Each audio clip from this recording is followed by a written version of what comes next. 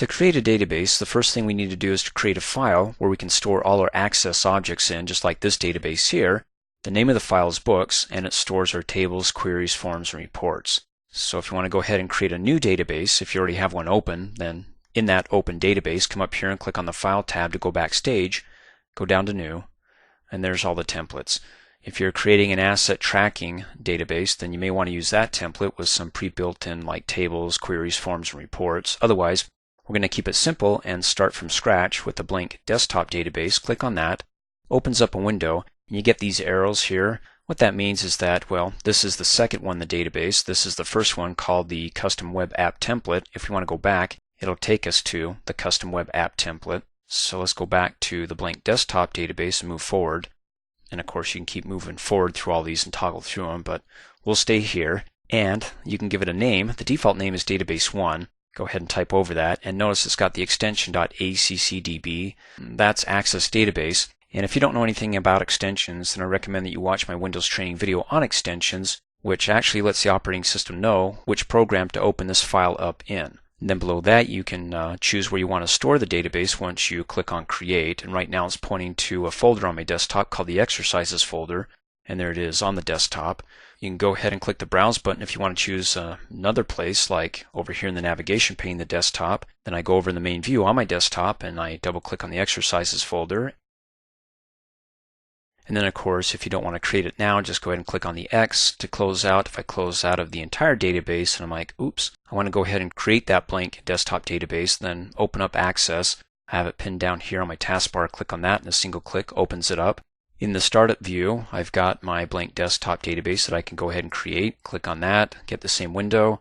Let's go ahead and give it a name. We'll call it the Computer Inventory. Now you don't have to add the extension .accdb if you don't want to. It knows that when you create it, because we're inside the Access database, that it will add it on for us. It's kind of a nice little thing that it'll do for us right now. But just keep in mind, if you ever get a file that somebody sends to you, or you're working on your files and somehow you delete the extension, that in this case for Access Databases .accdb, then it won't know which program to open up that file in, or that database. In any case, you can learn more about it in my Windows training videos. So let's go ahead with the name of the database, Computer Inventory, being stored in the Exercises folder on the desktop. Click on Create, and there it is. Up here on the title bar, it's my Computer Inventory, and then down below it starts off with a table ready for me to go ahead and add my fields to it. You can see it's Table 1. Of course, that's just the generic name. As soon as we go ahead and click Save, it'll prompt us to go ahead and rename it if we want to rename it and give it a new name, or just give it the same name. And if we're not ready for it just yet, you can go ahead and close out, or if you accidentally closed out of it, I'll show you in the next training video how you can go ahead and create your tables. As you recall in the previous training video, we learned how to create a database file, and we saved it in the Exercises folder on my desktop. Let me go ahead and double click to open it up, and there it is, Computer Inventory. Now in this file, we're going to go ahead and create our first Access object. It's going to be tables, because there is where we're going to store our raw organized data. Or it's going to be data that we enter into it, and we want to be able to break it down into the smallest, most meaningful parts, our tables. So to create our tables, we had to go ahead and create a database file. And to open up the file, I can either double click on it here, or let me close out. You can open up your Access program either with the shortcut on the desktop, or click on the Start button and pull up the Access 2013 program wherever it's at in the Start menu. And if it's a recent file like we did here when we created it, the Computer Inventory, then it should be up at the top there. Go ahead and click on it to open it up, or you're going to have to go ahead and click on Open Other Files and browse for it and find it. Or, let me go ahead and close out.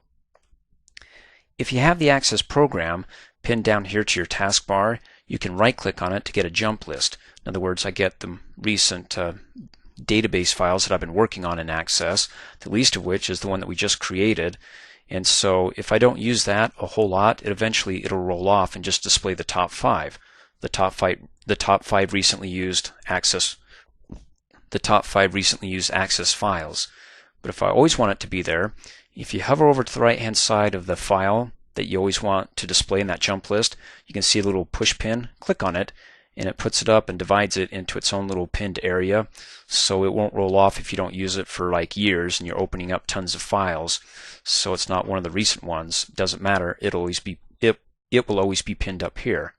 Of course, you can always unpin it and it drops back down, or if you haven't used it and it's not the top 5, it'll roll off. So let me go ahead and click on it to open it up, and there's the database. All the Access objects are showing, and we haven't created any yet because we're starting from scratch. So the first Access objects that I recommend that we create are tables. So we can go ahead and get the structure set up so we can enter our data into the tables, so we've got something to work with when it comes to doing queries, creating forms, or reports based upon that raw organized data.